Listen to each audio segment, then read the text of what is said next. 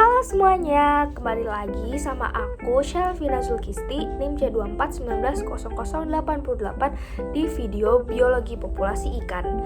Di video kali ini, aku bakalan ngebahas tentang alat dan bahan yang ada di laboratorium yang dapat kita gunakan selama kita melakukan praktikum. Apa aja alat dan bahannya? Simak videonya sampai habis ya. Yang pertama ada micropipet. Alat ini berfungsi untuk mengambil lautan dengan volume tertentu. Selanjutnya ada timbangan digital. Fungsi timbangan digital adalah untuk mengukur bobot sampel. Cara pakainya adalah tekan O atau T, lalu masukkan bahan yang akan ditimbang dan tutup. Tunggu angka di layar stabil, angkat dan bersihkan kembali. Kalibrasi dengan menekan OT dan pastikan keadaan bersih dan rapi. Selanjutnya adalah vortex. Fungsi vortex adalah untuk menghomogenisasi sampel atau lautan. Cara pakainya yaitu hubungkan ke arus listrik, tekan on, atau kecepatan dengan memutar tombolnya. Kemudian letakkan sampel di pinggiran pemutar. Setelah penggunaan, kembalikan tombol ke posisi off. Dan yang terakhir adalah lepaskan penghubung arus listrik dan pastikan keadaan bersih dan rapi. Selanjutnya ada mini inkubator. Mini inkubator ini berfungsi untuk mengontrol atau menjaga suhu di dalam inkubator. Cara pakainya yaitu hubungan ke arus listrik, tekan on di belakang mesin, atur suhu dan tekan start. Setelah suhu yang sesuai yang diinginkan, masukkan sampel ke lubang inkubator. Setelah penggunaan, ambil sampel dari mesin. Dan yang terakhir adalah lepaskan penghubung arus listrik, pastikan keadaan bersih dan rapi. Selanjutnya ada hot platter yang berfungsi untuk mengaduk, mencampur, dan menghomogenkan lautan kimia dengan menggunakan medan magnetik. Adapun cara pemakaiannya yang pertama adalah hubungkan ke arus listrik. Kemudian letakkan gelas kaca, lalu putar tombol heat dan atur tingkat pemanasnya. Setelah penggunaan, putar tombol heat dan setir ke 0.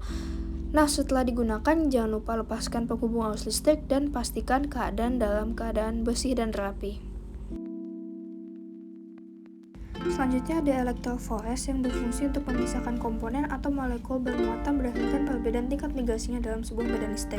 Cara menggunakan yang pertama adalah hubungan ke arus listrik, tekan on, buka tutup elektroforesis, masukkan gel agarose, tuang TAE hingga terendam.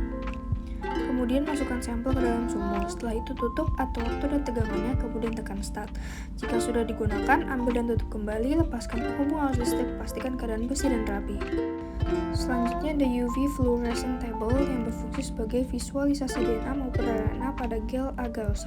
Cara pakainya yaitu hubungkan ke arus listrik, buka kaca penutup dan letakkan gel agarose di meja UV, kemudian tutup dan tekan tombol on. Setelah penggunaan UV, kembalikan tombol ke posisi off, buka dan ambil gel agarose. Keringkan meja UV dengan tisu. Dan setelah digunakan, tutup dan lepaskan penghubung arus listrik dan pastikan keadaan bersih dan rapi. Selanjutnya yaitu PCR yang berfungsi sebagai amplifikasi gen. Cara menggunakannya adalah hubungan ke arus listrik, tekan on di belakang mesin. Pilih amplification, masukkan program. Buka tutup mesin dan letakkan sampel di dalam plate, tutup kembali dan tekan start. Amplifikasi telah selesai ditandakan dengan bunyi, kemudian tekan finish. Selanjutnya ambil dan tutup kembali mesin PCR, lepaskan penghubung arus listrik, pastikan keadaan bersih dan rapi. Kemudian ada microcentrifuge, yaitu berfungsi sebagai mengendapkan, memekatkan, dan memisahkan lautan dengan densitas yang berbeda. Cara pakainya adalah hubungan ke arus listrik, tekan on di belakang mesin, buka tutup mesin dan buka tutup plastik, kemudian masukkan lautan dalam tub, letakkan di kedua sisi dengan seimbang, dan tutup. Selanjutnya putar tombol pengatur kecepatan dan putar tombol pengatur waktu dan tekan untuk menyalakan mesin. Setelah penggunaan, ambil sampel, lepaskan penghubung arus listrik, pastikan keadaan bersih dan rapi. Kemudian ada tip microLED, gelas piala, box microtip, spatula, micropestle, dry ice, box ice, gidi kolum, dan cetakan gel. Kemudian ada bahan-bahan. Yang pertama ada TAE yang berfungsi sebagai penyangga karena memiliki kandungan triacetate eta. Kemudian ada loading dye yang berfungsi sebagai menambah densitas. DNA leader berfungsi sebagai elektroforesis produk PCR. Kemudian ada DDHDO yang berfungsi untuk mengencerkan primer. Ada primer yang berfungsi sebagai membatasi fragmen dari DNA yang akan diamplifikasi. Kemudian ada plate, yaitu tempat sampel saat proses sequencing. Dan kemudian ada DNA atau RNA shell berfungsi untuk menguatkan sampel, dan tag PCR berfungsi untuk PCR.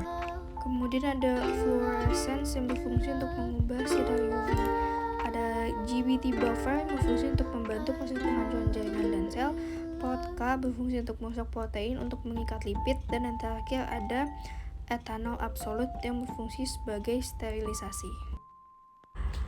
Oke, segitu aja video yang dapat aku sampaikan. Kurang lebihnya mohon maaf.